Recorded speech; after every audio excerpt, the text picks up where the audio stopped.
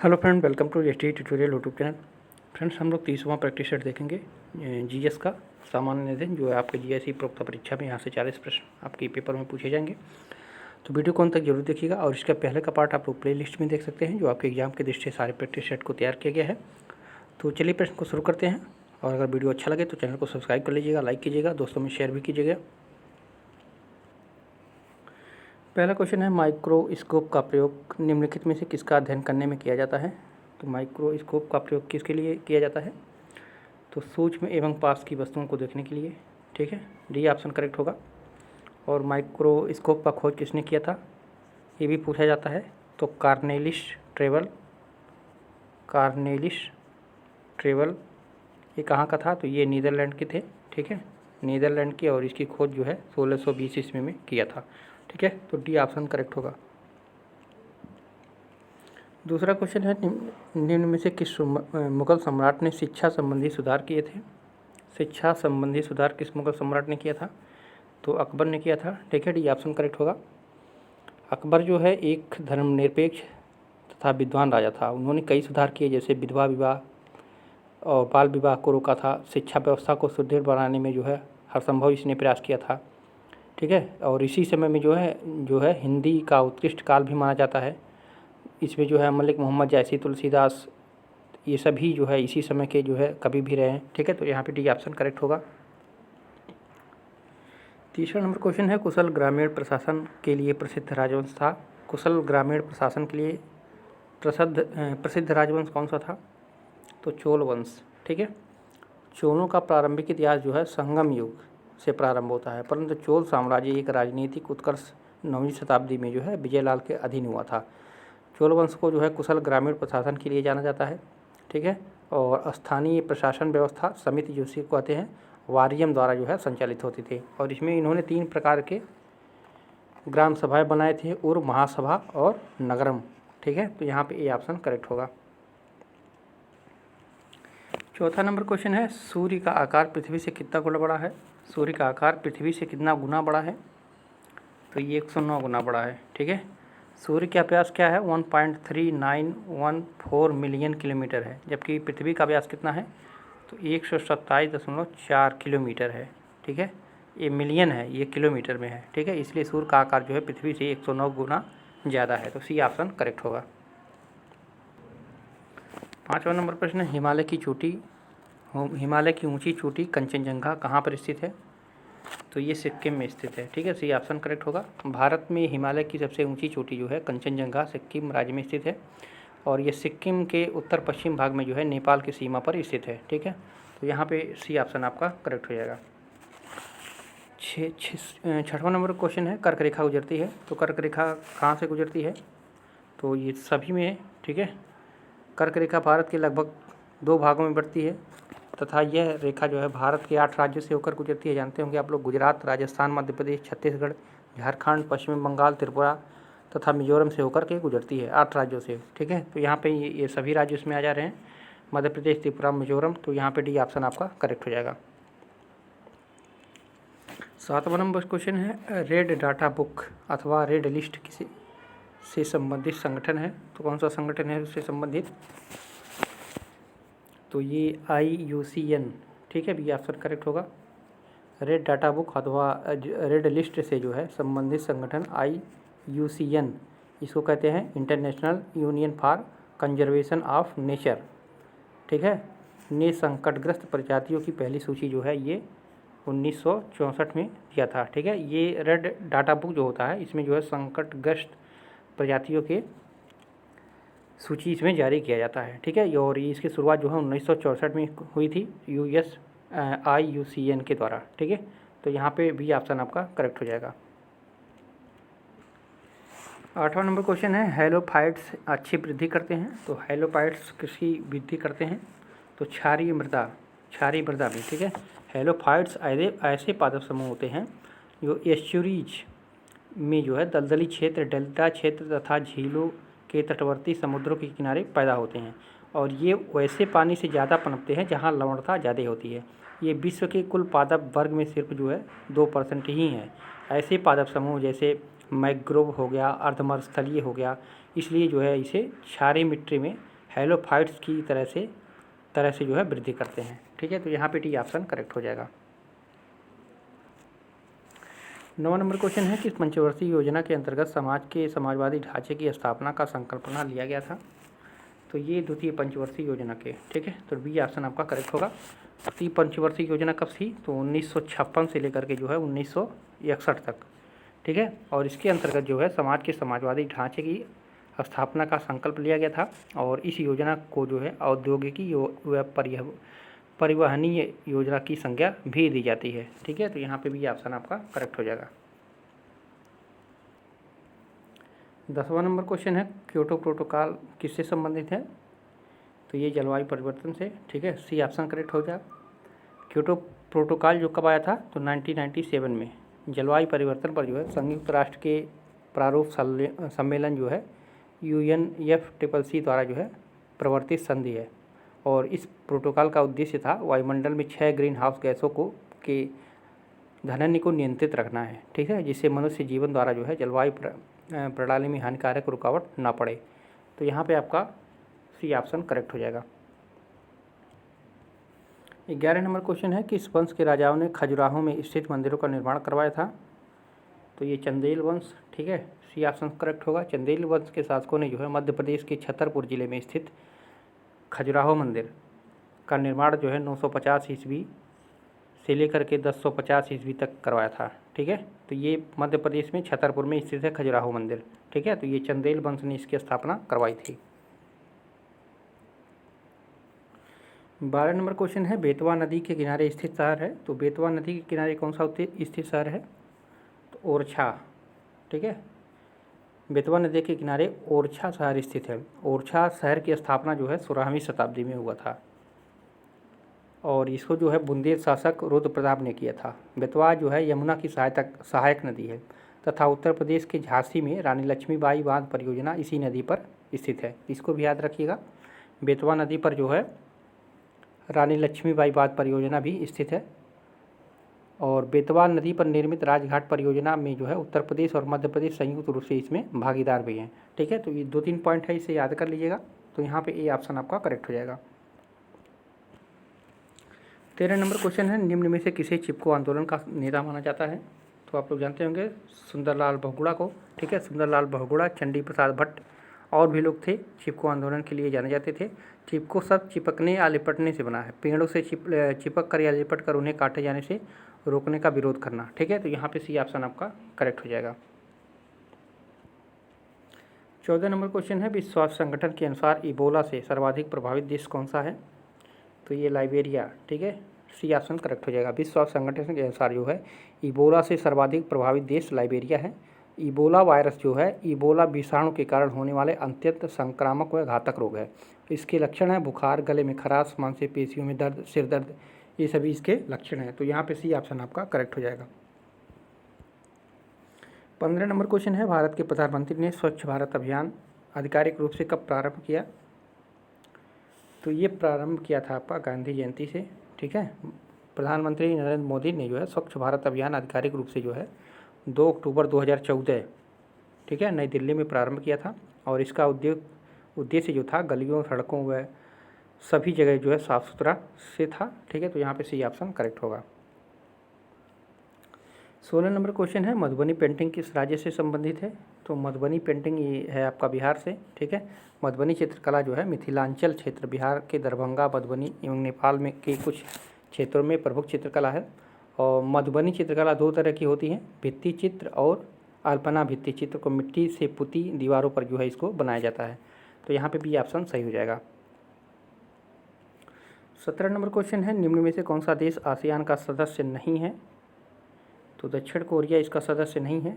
ठीक है, आसियान जो होता है दक्षिण पूर्व एशियाई राष्ट्रों का संगठन है और यह एक क्षेत्रीय संगठन है जिसके सदस्य हैं Indonesia, Malaysia, Philippines, Singapore, Thailand. ठीक है, ये सभी इनके जो है देश हैं, लेकिन दक्षिण कोरिया इसका सदस्य नहीं है।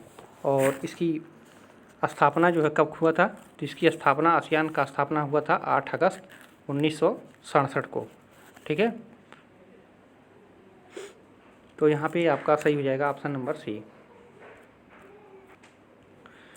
18 नंबर क्वेश्चन है, नंदा देवी शिखर स्थित है, तो ये कहाँ पे स्थित है?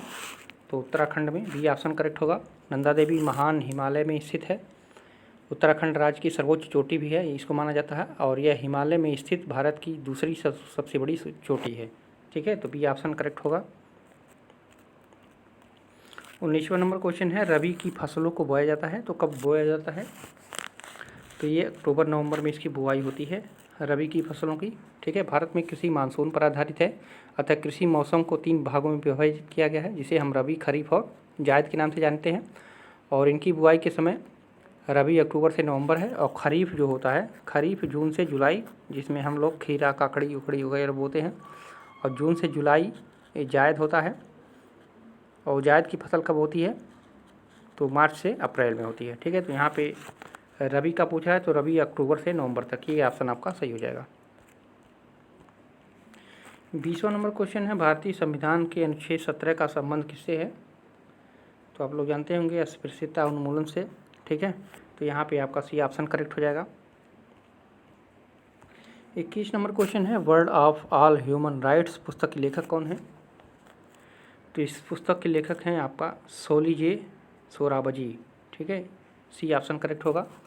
World of all human rights पुस्तक के लेखक सोली सोराबजी हैं। ठीक है, तो यहाँ पे आपका सी ऑप्शन करेक्ट होगा। 22 नंबर क्वेश्चन है, निम्नलिखित में से कौन सा बैंक भारत का केंद्रीय बैंक है? तो रिजर्व बैंक ऑफ इंडिया ये केंद्रीय बैंक है। ठीक है, reserve bank of India Bharat का केंद्रीय बैंक है। इसकी स्थापना कब हुई थी? तो 1935 में हुई थी। ठीक है, और इसका राष्ट्रीयकरण कब हुआ था? तो इसका राष्ट्रीयकरण जो है 1949 में हुआ था। ठीक है, तो दोनों याद रखिएगा, इसकी स्थापना 1935 में, राष्ट्रीयकरण 1949 में। 23 नंबर क्वेश्चन है, हिमालय पर्वत श्रेणियाँ निम्नलिखित में से किस राज्य का हिस्सा नहीं है? तो ये उत्तर प्रदेश में हिमालय पर्वत की श्रेणियाँ कोई नहीं है। ठीक है, उत्तर प्रदेश राज्य से उत्तराखंड अलग हो जाने के बाद जो है हिमालय की कोई भी शाखा जो है उत्तर प्रदेश में नहीं आती है। जब उत्तराखंड उत्तर प्रदेश में शामिल था तो था, लेकिन उत्तराखंड अलग हो गया है, तो इसमें भारत में कोई इसकी शाखाएं नहीं हैं। तो बी ऑप्शन करेक्ट होगा। 24 नंबर क्वेश्चन है, भारत का सर्वप्रथम राष्ट्रीय उद्यान निम्नलिखित में से कौन सा है? तो कॉर्बेट, जिम कॉर्बेट जिसको हम कहते हैं राष्ट्रीय उद्यान, जिम कॉर्बेट राष्ट्रीय उद्यान जो है उत्तराखंड के नैनीताल के नज़दीक रामनगर में जो है 1316 वर्ग किलोमीटर में ये फैला हुआ है। और 1935 में हैली राष्ट्रीय उद्यान के नाम से स्थापित इस उद्यान को वर्तमान नाम जो है 1957 में मिला था। ठीक है, 1935 में इसकी स्थापना हुई थी, तो उसका नाम क्या था? तो हैली राष्ट्रीय उद्यान था, और 1957 में इसको बदल करके जो है क्या कर दिया गया? जिम कॉर्बेट राष्ट्रीय उद्यान कर दिया गया। ठीक है, तो यहाँ पे डी ऑप्शन आपका करेक्ट हो जाएगा। 25 नंबर प्रश्न है, एनीमोमीटर से निम्नलिखित में से किसका मापन किया जाता है? तो एनीमोमीटर से किसका मापन किया जाता है? तो पवन वेग का। ठीक है, सी ऑप्शन करेक्ट हो जाएगा। एनीमोमीटर द्वारा जो है पवन वेग का मापन किया जाता है। 26 नंबर क्वेश्चन है, कार्बन मोनोऑक्साइड विषाक्तता निम्नलिखित में से किसको मुख्यतः प्रभावित करती है? तो ये रक्त की ऑक्सीजन को वहन करने की क्षमता को जो है ये प्रभावित करती है। ठीक है, कार्बन मोनोऑक्साइड की विषाक्तता रक्त की ऑक्सीजन को वहन करने की क्षमता को जो है प्रभावित कर देती है। तो यहाँ पे डी ऑप्शन करेक्ट होगा। 27 नंबर क्वेश्चन है, सुब्रतो कप निम्नलिखित में से किससे संबंधित है? तो ये फुटबॉल से संबंधित है। ठीक है, ये ऑप्शन सही होगा। सुब्रतो कप फुटबॉल से संबंधित है। यह भारत का इंटर स्कूल फुटबॉल कप है, और जिसकी शुरुआत जो है भारतीय वायुसेना के air chief marshal Subroto Mukherjee के नाम पर जो है 1960 में इसकी शुरुआत की गई थी। ठीक है, तो यहाँ पे ए ऑप्शन आपका करेक्ट हो जाएगा। 28 नंबर क्वेश्चन है, अस्पृश्यता के उद्भव अपराध गठित नहीं होगा जबकि अभियुक्त का कार्य अलंकारों के उपयोग करने के संबंध में है। ठीक है, तो बी ऑप्शन करेक्ट होगा। अस्पृश्यता के उद्भव जो है अपराध गठित नहीं होगा जबकि अभियुक्त का कार्य जो है अलंकारों के उपयोग करने के संबंध में है। ठीक है, तो यहाँ पे आपका बी ऑप्शन सही हो जाएगा। 29 नंबर क्वेश्चन है, सिविल अधिकार संरक्षण अधिनियम 1955 के अधीन सभी दंडनीय अपराध हैं। तो संज्ञेय तथा असमनीय। ठीक है, बी ऑप्शन करेक्ट होगा। सिविल अधिकार संरक्षण अधिनियम 1955 के अधीन जो है सभी दंडनीय अपराध जो है संज्ञेय और असमनीय है। ठीक है, तो यहाँ पे बी ऑप्शन आपका करेक्ट हो जाएगा। 30वां नंबर क्वेश्चन है, मोहनजोदड़ो निम्नलिखित में से कहाँ पर स्थित है? तो ये पाकिस्तान के सिंध प्रांत में स्थित है मोहनजोदड़ो। ठीक है, तो सी ऑप्शन आपका करेक्ट हो जाएगा। मोहनजोदड़ो पाकिस्तान के सिंध प्रांत के जो है लारकाना जिले में सिंधु नदी पर स्थित है और इस स्थल की सर्वप्रथम खोज जो है कब हुआ था? तो 1922 में जो है राखलदास बनर्जी ने किया था। ठीक है, तो यहाँ पे सी ऑप्शन करेक्ट होगा। यहाँ पे रीजनिंग के क्वेश्चन हम लोग देखेंगे। 31 नंबर क्वेश्चन है, 4 सड़कें हैं, मैं दक्षिण दिशा से आया हूँ। ठीक है, मैं दक्षिण दिशा से आया हूँ और मंदिर जाना चाहता हूँ। दाहिनी ओर की सड़क मुझे काफ़ी हाउस से दूर ले जाती है, जबकि सीधी सड़क एक कॉलेज की ओर ले जाती है। मंदिर किस दिशा में है? तो ये पूछा है। तो आप लोग जानते होंगे इधर पूरब, पश्चिम, उत्तर, दक्षिण ये होता है आपका। तो कह रहा है कि मैं दक्षिण दिशा से आया हूँ, तो यानी कहाँ दक्षिण? दक्षिण नीचे होता है। तो प्रारंभ वो कहाँ से करेगा? प्रारंभ वो आपका नीचे से करेगा। ठीक है, यानी यहाँ से प्रारंभ करेगा वो। ठीक है, दक्षिण दिशा से आया हूँ और मंदिर जाना चाहता हूँ। दाहिनी ओर सड़क के कॉफ़ी हाउस है, यानी दाहिना इधर होगा, तो यहाँ पे उसको कॉफ़ी हाउस मिला। ठीक है, कॉफ़ी हाउस से दूर ले जाती है, जबकि सीधी सड़क कॉलेज की ओर ले जाती है। और ये सीधा अगर जाता है तो यहाँ पे क्या पड़ता है? तो कॉलेज पड़ता है, यहाँ पे कॉलेज पड़ता है। तो मंदिर किस दिशा में होगा? तो स्वाभाविक है, तो मंदिर किस दिशा में होगा? तो मंदिर इस दिशा में मंदिर हो जाएगा आपका। ठीक है, क्योंकि दाहिनी ओर सड़क के कॉफ़ी हाउस से दूर ले जाती है, इसलिए कॉफ़ी हाउस के बाईं ओर वाली जो सड़क है अर्थात पश्चिम में होगी, और सीधी सड़क जो है अर्थात उत्तर की ओर कॉलेज है। अतः मंदिर जो है प्रारंभ से आपके किसकी ओर होगा? तो वो दाहिनी की तरफ हो जाएगा। और किधर होगा? वो पूर्व की तरफ होगा। तो इधर पूर्व पड़ता है। ठीक है, तो ये मंदिर कहाँ पे होगा? पूर्व की तरफ होगा। तो यहाँ पे भी ऑप्शन आपका करेक्ट हो जाएगा। 32 नंबर क्वेश्चन है, 5 व्यक्ति हैं ABCDE, या तो रक्षक हैं या चोर हैं। रक्षक सदैव सत्य बोलते हैं, जबकि चोर जो होता है सदैव झूठ बोलता है।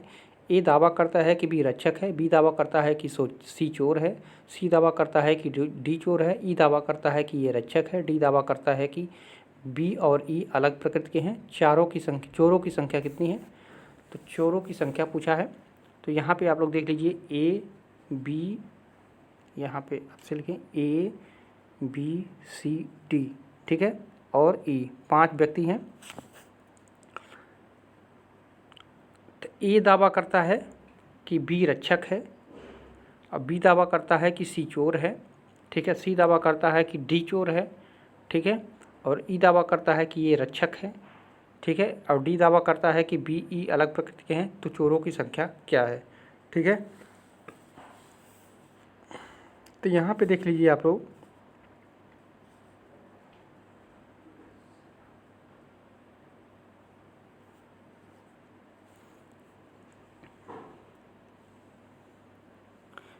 यहाँ से देखिए ए दावा करता है कि बी रक्षक है, तो बी दावा करता है कि सी चोर है। ठीक है, तो देखिए बी दावा करता है कि सी चोर है और ए दावा करता है कि बी रक्षक है। तो यानी सी का और ए का दावा क्या हो जाएगा? तो बी के लिए, तो बी यहाँ पे आपका चोर हो जाएगा। ठीक है, और ए दावा करता है कि बी रक्षक है, जो जब यहाँ पे बी चोर हो गया तो ए का दावा कितना हो जाएगा? तो ये भी चोर में आपका आ जाएगा। ठीक है, अब देख लीजिए सी चोर का दावा करता है, सी डी को चोर मानता है, तो डी यहाँ पे चोर हो जाएगा और सी क्या हो जाएगा? आपका रक्षक हो जाएगा। ठीक है, और ई क्या हो जाएगा? तो ई दावा करता है कि ये रक्षक है, तो ये जब चोर था तो यानी जब ये चोर है तो चोर झूठ ही बोलता है, तो यानी ई क्या हो जाएगा? ये भी चोर हो जाएगा। तो चोरों की संख्या कितनी हो जा रही है? 1 2 3 4। ठीक है, तो चोरों की संख्या कितनी हो जाएगी आपका? तो डी ऑप्शन आपका इसमें सही हो जाएगा। 33 नंबर प्रश्न है, 5 मित्र हैं, ए बी की तुलना में भारी है, सी डी की तुलना में हल्का है, बी डी की तुलना में हल्का है लेकिन ई से भारी है, इन सब में सर्वाधिक भारी कौन है? तो प्रश्न क्या कह रहा है कि 5 मित्रों में जो है ए बी की तुलना में भारी है, यानी ए भारी है बी की तुलना में। ठीक है, और सी डी की तुलना में हल्का है, तो डी की तुलना में ये हल्का है सी। ठीक है, तो ये दूसरा हो गया आपका। और बी डी की तुलना में हल्का है, ठीक है, लेकिन ई से भारी है, तो यहाँ पे बी डी की तुलना में हल्का है, लेकिन ई से ये भारी है। ठीक है, तो समीकरण 3 बन गया, 1 2 3 बन गया समीकरण। अब तीनों में आपको सेटिस्फाई करना है, यानी ए डी, ठीक है, ए डी भारी है किससे, ए सी से, तो ए डी किससे हो जाएगा, बी सी से भारी हो जाएंगे, या ई से भारी हो जाएंगे, या इसी को हम कर सकते हैं ए डी भारी है बी से, ये भी भारी है ई से, ए भी भारी है सी से। ठीक है, अतः कहा जा सकता है कि सबसे कम वजन की स्थिति नहीं है। ठीक है, तो यहाँ पे ज्ञात इसको नहीं किया जा सकता है। ठीक है, चारों एक दूसरे को भारी दिखा रहे हैं, फिर एक दूसरे को छोटे दिखा रहे हैं। ठीक है, तो यहाँ पे ज्ञात नहीं कर सकते हैं इसको। ठीक है, तो यहाँ पे भी ऑप्शन आपका करेक्ट हो जाएगा। 34 नंबर क्वेश्चन है, एक रेलवे स्टेशन के पूछताछ कार्यालय से किसी यात्री को बताया गया कि 15 मिनट पहले ही दिल्ली के लिए एक ट्रेन जा चुकी थी, परंतु प्रत्येक 45 मिनट बाद दिल्ली के लिए ट्रेन छूटती है। अगली ट्रेन 8:30 बजे रात्रि को छूटेगी। उस यात्री को उक्त सूचना कितने बजे दी गई थी? तो ट्रेन 15 मिनट पहले जा चुकी थी। ठीक है, और अगली ट्रेन इस ट्रेन के 45 मिनट बाद आएगी। ठीक है, अर्थात अब से जो है 30 मिनट बाद आएगी। अब चूँकि अगली ट्रेन जो है 8:30 बजे रात्रि को छूटेगी, अतः अब रात्रि के 8 बजे अर्थात व्यक्ति को सूचना कब मिली? तो 8 बजे रात्रि को व्यक्ति को सूचना दी गई। ठीक है, तो यहाँ पे सही उत्तर हो जाएगा आपका ऑप्शन नंबर बी, रात्रि के 8 बजे। ठीक है, 35 नंबर क्वेश्चन है, 18 सितंबर 1977 का दिन जो था वो रविवार था। इस तिथि को एक जोड़े का विवाह हुआ था। अगले 15 वर्षों में रविवार की कितनी वैवाहिक वर्षगांठ पड़ेंगी? तो 18 सितंबर 1977 को क्या था? रविवार था। तो 18 सितंबर 1978 को क्या हो जाएगा? 78 8 नंबर हो जाएगा। 78 जो है 1978 जब आएगा तो 8 हो जाएगा, तो रविवार में एक जुड़ जाएगा, +1 हो जाएगा, तो यानी सोमवार हो जाएगा। ठीक है, अब फिर 18 सितंबर 1989 को, ठीक है, अब लिखिए यहाँ पे 77 78 करेंगे तो ये 8 हो जाएगा, 1 जुटेगा, फिर 79 में एक कम हो जाएगा। ठीक है, ठीक है, एक जुड़ जाएगा। फिर इसी तरह से जब हम करेंगे तो 1992 तक, ठीक है, 1992 तक हम जब आएंगे तो 1992 तक एक जब उसमें ऐड होता जाएगा, क्योंकि बीच में लीप वर्ष आ रहा है। ठीक है, 1980 में लीप वर्ष आएगा, 84 में लीप वर्ष आएगा, 88 में लीप वर्ष आएगा। ठीक है, 15 वर्षों में। ठीक है, तो 15 वर्षों में केवल 2 बार रविवार होगा। ठीक है, तो यहाँ पे आपका सही उत्तर जाएगा आपका ऑप्शन नंबर बी। ठीक है, इसको आप लोग सॉल्व भी कर सकते हैं, स्क्रीनशॉट ले लीजिए।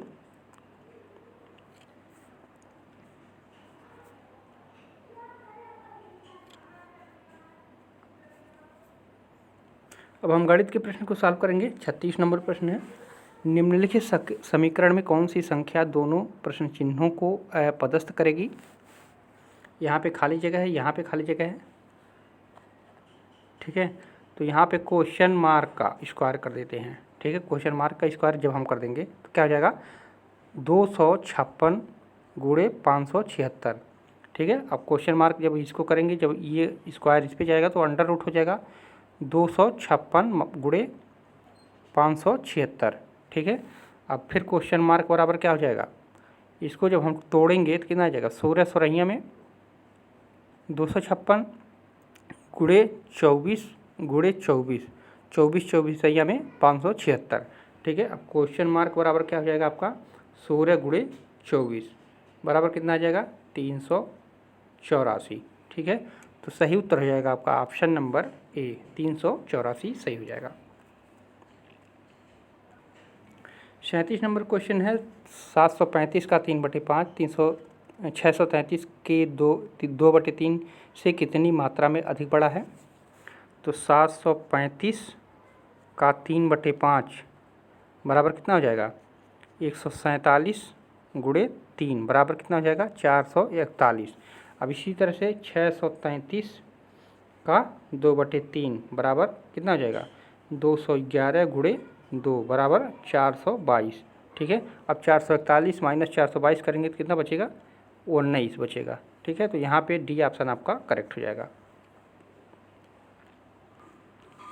38 नंबर क्वेश्चन है, एक घन के आयतन तथा उस घन के अंदर समा जाने वाले सबसे बड़े गोले का आयतन का अनुपात क्या होगा? एक घन है एक घन का आयतन और इसमें समा जाने वाले एक गोले का आयतन का अनुपात पूछ रहा है। तो यहाँ पे इसका क्या हो जाएगा, केंद्र बिंदु हो जाएगा, ठीक है। गोला थोड़ा अंदर भी है तो इसका कितना हो जाएगा, x/2 इसका त्रिज्या हो जाएगा और इसकी पूरी लंबाई मान लेते हैं x है, ठीक है। तो माना कि घन की भुजा x है और गोले की त्रिज्या कितना है, x/2 है। तो अनुपात पूछा है तो अनुपात बराबर क्या हो जाएगा, घन का आयतन बटे गोले का आयतन, ठीक है। तो यहाँ पे कर सकते हैं x³ अनुपात जो है 4/3 पाई x/2 का होल क्यूब, ठीक है। तो x³ अनुपात जो है 4/3 पाई और यहाँ पे हो जाएगा गुणे आपका x³/8 यानी बराबर कितना हो गया 6 संबंधे पाई, ठीक है। तो कितना हो जाएगा आपका सही उत्तर हो जाएगा आपका ऑप्शन नंबर डी, ठीक है, 6 संबंधे पाई। तो पाई का मान 22/7 भी होता है, ठीक है। तो यहाँ पे अगर 22/7 रहे तब भी सही हो जाएगा, ठीक है। तो यहाँ पे डी ऑप्शन आपका करेक्ट हो जाएगा। 39 नंबर क्वेश्चन है, यदि p/q बराबर 3/11 तब 22p - 34q अपान 33p - 3q बराबर कितना किसके होगा।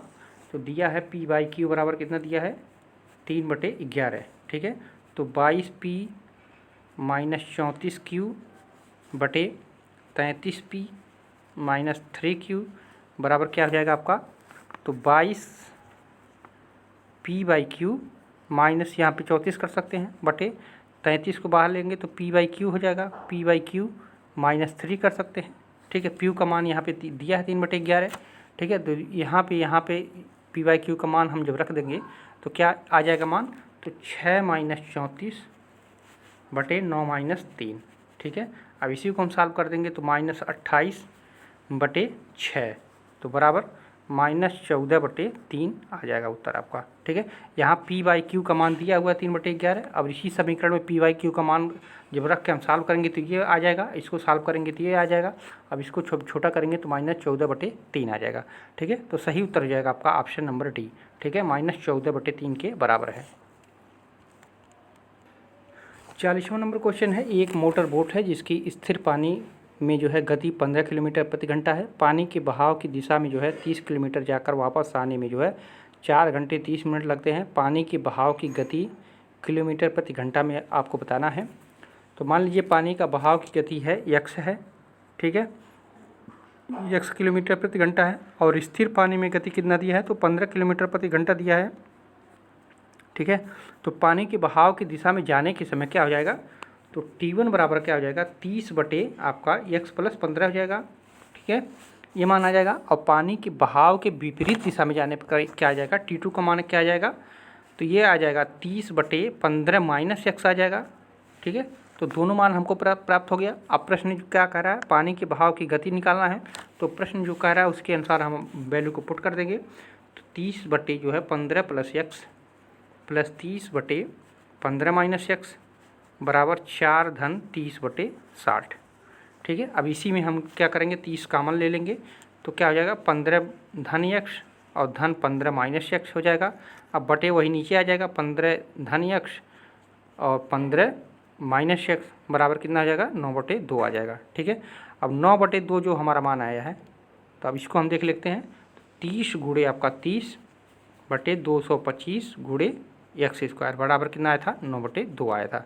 अब इसी को हम सॉल्व करेंगे तो क्या आ जाएगा 225 माइनस x² बराबर 200, ठीक है। तो x² बराबर क्या हो जाएगा 25 यानी x बराबर क्या आएगा आपका 5 किलोमीटर प्रति घंटा, ठीक है। तो आपका सही उत्तर जाएगा आपका ऑप्शन नंबर सी, 5 किलोमीटर प्रति घंटा की चाल से वो जो है चलेगा। तो यहाँ पे फ्रेंड्स हम लोग 40 क्वेश्चन को सॉल्व किए जो आपकी परीक्षा के दृष्टि से सारे प्रैक्टिस सेट को तैयार किया गया है। कैसा लगा वीडियो कमेंट कीजिएगा, वीडियो को लाइक भी कीजिएगा। फिर मिलते हैं अगले पार्ट में। पूरा वीडियो देखने के लिए आप सभी को धन्यवाद।